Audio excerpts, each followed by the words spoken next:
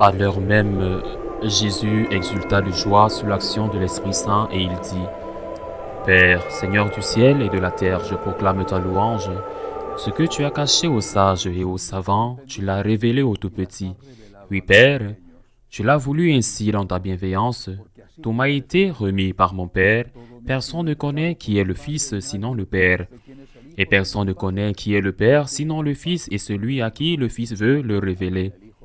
Puis il se tourna vers ses disciples et leur dit en particulier, Heureux les yeux qui voient ce que vous voyez, car je vous le déclare, beaucoup de prophètes et de rois ont voulu voir ce que vous-même voyez, et ne l'ont pas vu, entendre ce que vous entendez, et ne l'ont pas entendu. Acclamons la parole de Dieu.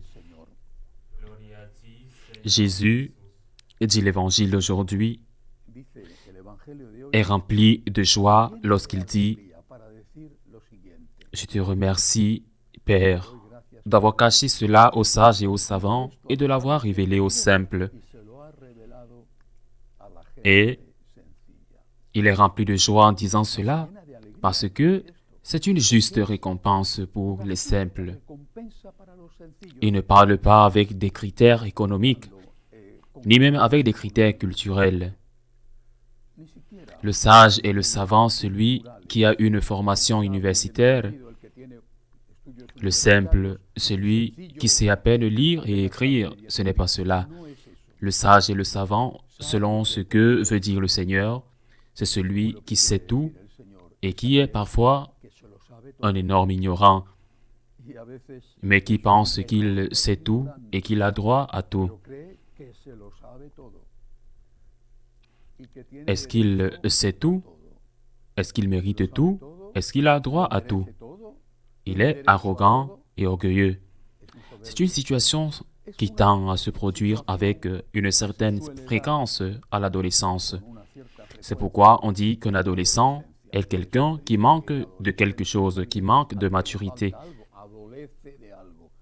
Une personne mature est une personne qui connaît parfaitement ses limites et qui sait qu'elle n'a pas droit à tout ce à quoi elle croit avoir droit, bien qu'elle ait droit à certaines choses et que, bien sûr, elle a beaucoup de dettes envers de nombreuses personnes, à commencer par ses parents.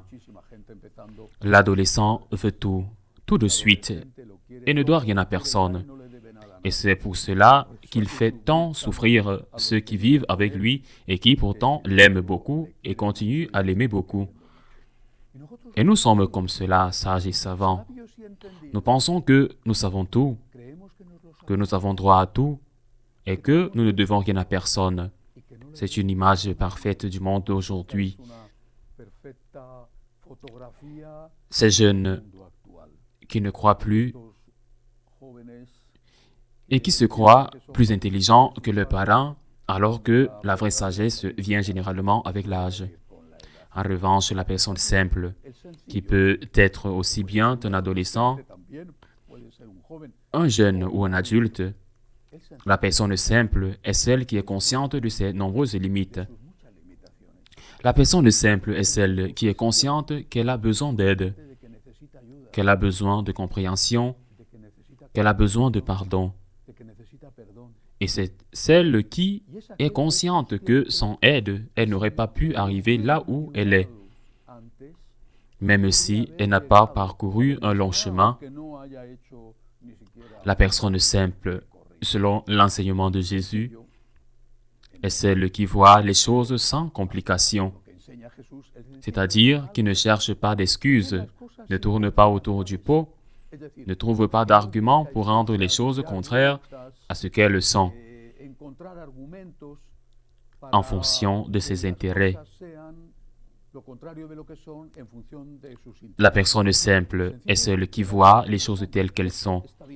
C'est bien, c'est mal, c'est comme ça. Et je ne cherche pas le chat à cinq pattes. Je ne cherche pas à retourner l'argument pour faire ce que je veux, sans problème de conscience. Le plus simple est celui qui assume la réalité. On peut avoir beaucoup de culture et d'argent et être simple. Et on peut être ignorant et pauvre, et être sage et savant, parce qu'on croit tout savoir. Nous commençons l'avant. Faisons l'effort d'être simples, ou pour utiliser un autre mot, faisons l'effort d'être humbles.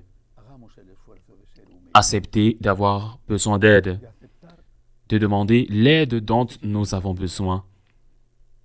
Accepter que nous ne sommes pas Dieu, que nous sommes des créatures fragiles et que nous avons été aidés à maintes reprises et que nous n'avons peut-être pas été assez reconnaissants. Faisons l'effort de l'humilité, de celui qui accepte les enseignements de l'Église et n'essaye pas de les changer ou de les manipuler avec des arguments fictifs pour pouvoir faire ce qu'il veut et croire qu'en plus, il fait le bien. La simplicité est l'humilité.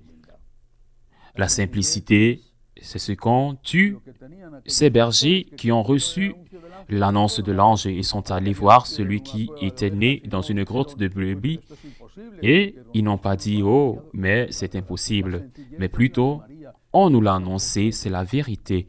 La simplicité, c'est celle de Marie, c'est celle de Saint Joseph.